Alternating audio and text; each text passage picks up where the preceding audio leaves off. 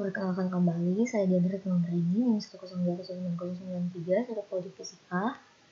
Pada kesempatan kali ini saya akan melanjutkan penjelasan mengenai operational amplifier.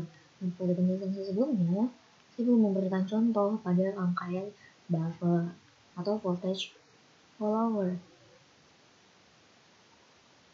Nah, kemudian di sini saya akan memberikan contohnya menggunakan Proteus.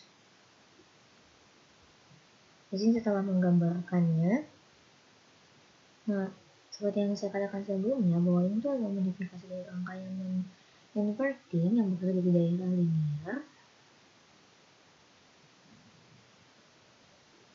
Nah, selanjutnya mungkin biar lebih jelas, di sini ketika saya run atau di sini akan menghasilkan V out yang positif.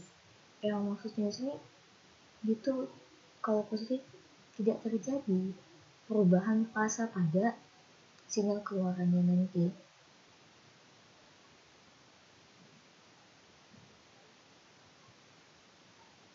Intinya kalau misalnya mencari rumusan dari ini, kita tinggal melihat dari rumusan dari rangkaian non-inverting.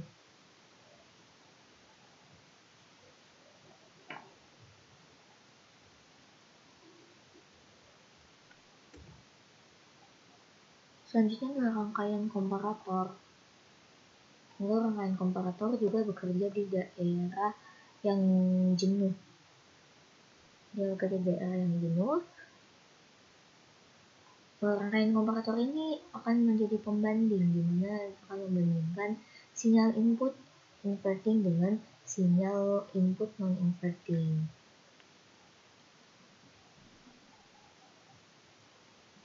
Selanjutnya itu dimana nilainya ketika V out-nya itu, untuk mencari V out, maka V out itu akan sama dengan A dikali V in dikurang dengan Vref-nya. Rangkaian dalam keadaan terbuka, maka A-nya sangat besar menuju tak hingga. Yaitu ketika V in lebih besar dari Vref, maka V output-nya tuh akan menuju positif tak hingga. Tapi praktisnya bahwa nilai tegangan itu tidak akan melebihi dari nilai VCC, jadi itu akan sama dengan nilai VCC-nya. Dan kemudian jika V ini akan kurang dari Vref-nya, maka akan dihasilkan V out yaitu negatif tak hingga, dimana seperti sebelumnya tadi bahwa nilai VA itu tegangan supply itu tidak akan lebih dari nilai minus VE, maka itu nilainya akan sama dengan minus VEE.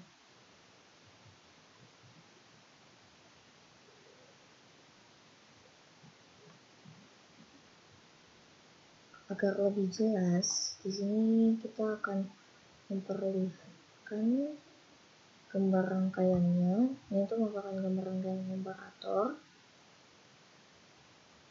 Di sini nilainya telah saya atur semua. Sini saya masukkan 2, dan di sini saya masukkan nilainya sebesar 5. Ketika kita run, maka ini adalah sinyal yang dihasilkan dari rangkaian dengan nilai tegangan input 2, dan di sini itu adalah sinyal yang dikeluarkan dari rangkaian dengan tegangan inputnya sebesar 5 volt. Nah, tentu ketika nilai V-nya lebih kecil, nilai V-nya lebih kecil dari nilai VCC, maka ini akan seperti ini. kayak ini loh, akan ada tidak membentuk sinyal keluaran yang sempurna membentuk seperti ini. Nah, selanjutnya summing amplifiers. Summing amplifiers ini dia tergolong sebagai penguat pembalik, dimana ketika kita ingin mencari nilai inputnya, maka itu tuh I1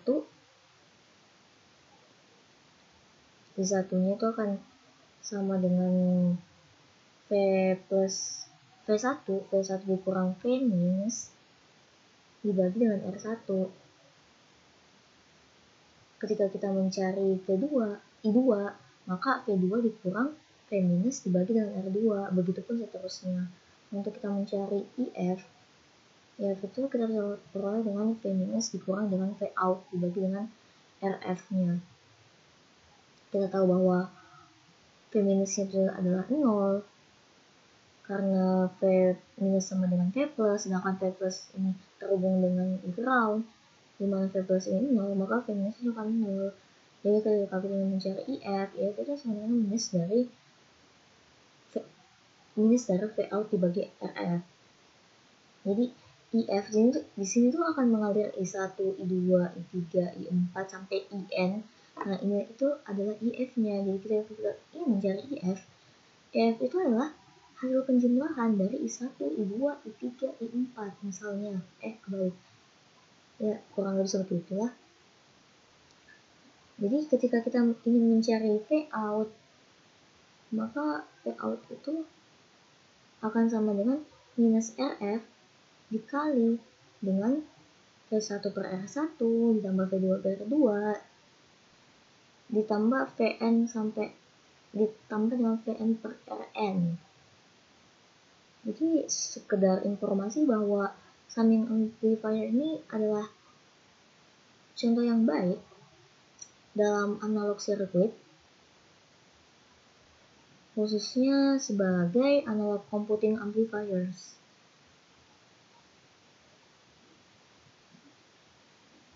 Ini saya akan memberikan contohnya lagi di sini.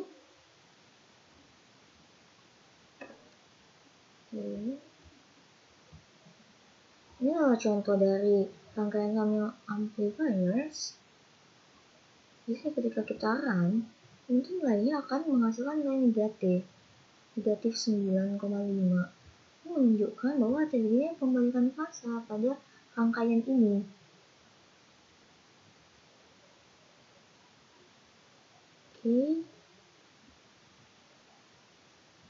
Jadi di sini tuh kita hubungkan dengan rangkaian pembagi tegangan sebagai input dari rangkaian summing amplifiers ini.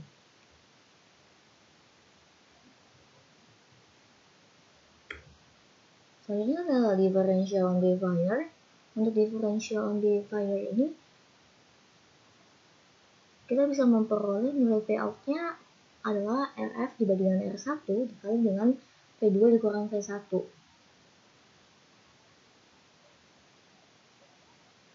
Jadi di sini tuh kita akan pilih nilai resistor dengan kombinasi yang ideal.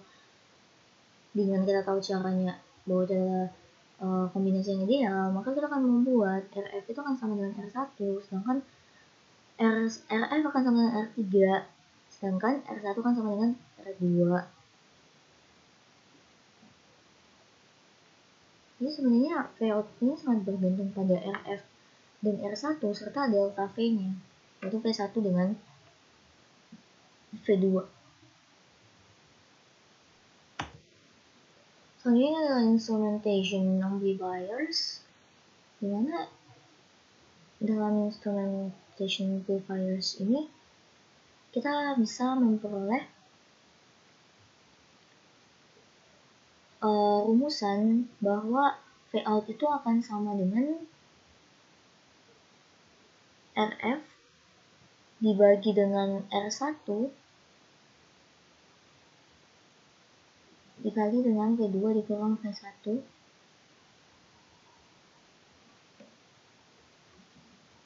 Oke, maaf, saya ulang kembali.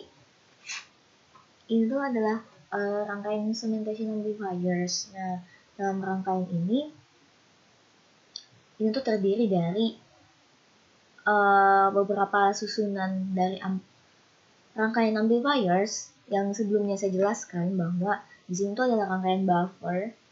Di sini adalah rangkaian buffer, dan kemudian di ininya adalah rangkaian differential amplifier.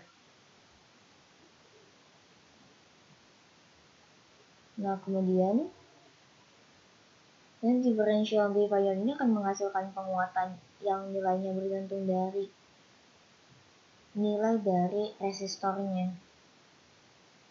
Nilai resistor di sini yang R-nya. Mana rangkaian ini memiliki kelemahan sih, tidak mampu mengatasi hambatan output yang besar. Maka dari itu kita memasang buffer di bagian sebelumnya sini. Nah, buffer itu merupakan penguat non-inverting, di mana kelebihan rangkaian non-inverting dia itu mampu membuat hambatan yang besar.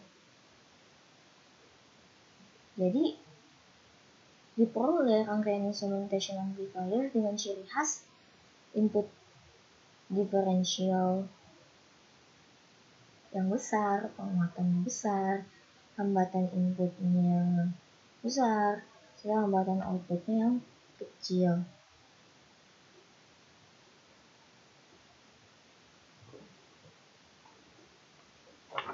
Nah, sebenarnya untuk mengetahui Vout ini bisa kita turunkan dari nilai Vout dari setiap susunan rangkaiannya yang terdiri dari differential amplifier, kemudian buffer amplifier. Jadi dijumlahkan, nanti hasilnya akan dijumlahkan gitu, sehingga akan menghasilkan Vout seperti yang saya katakan sebelumnya. Mungkin biar lebih jelas lagi, saya akan memberikan contohnya, yaitu di sini saya telah menggambarkannya.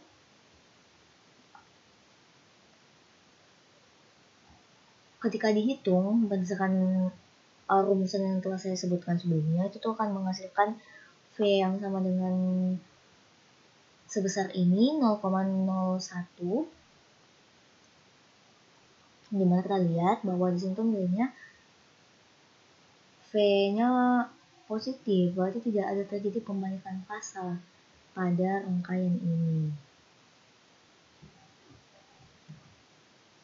Oke, sekian penjelasan dari saya, kurangnya mohon dimaafkan. Terima kasih.